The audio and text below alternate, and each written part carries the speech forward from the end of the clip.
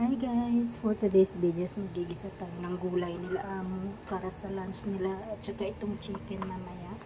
So ito lang, carrots, sayote, napa cabbage, yan. Gigisa ko lang siya mamaya sa may scallops.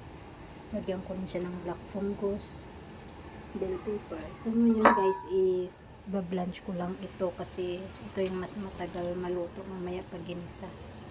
Papakuluan ko muna siya saglit para mabilis siya mamaya pag niluto. Hindi na ako magpalambot-lambot.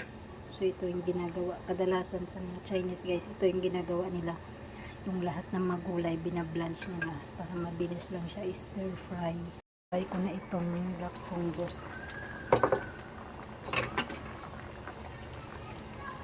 Ito ginagawa ko guys sa dahon ng napa cabbage. Pag nag-blanch ako ng kanyang matigas, dito ko binabuhos yung mainit.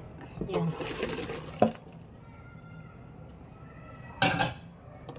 Yan siya.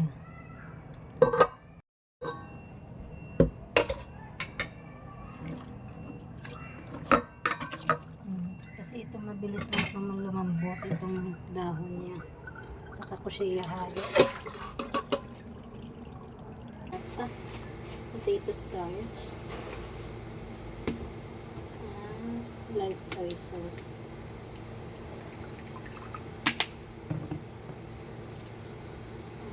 dark soy sauce konti lang,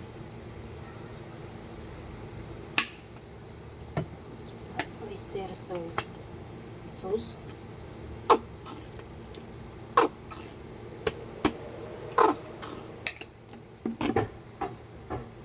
pepper,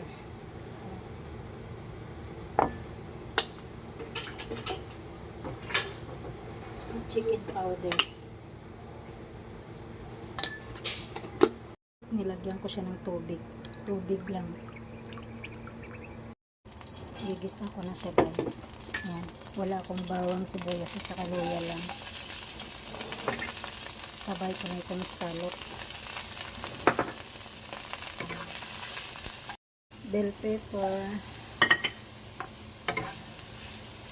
Lagyan ko muna siya konti nito para yung scallops is maluto. Para magisa. Saka ko na ilagay yung gulay. With high heat. No, para mabilis na pag-stir fry.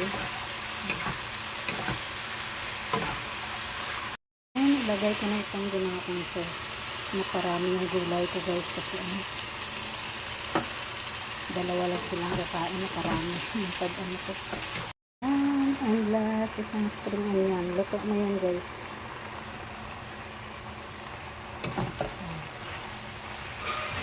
So off na natin.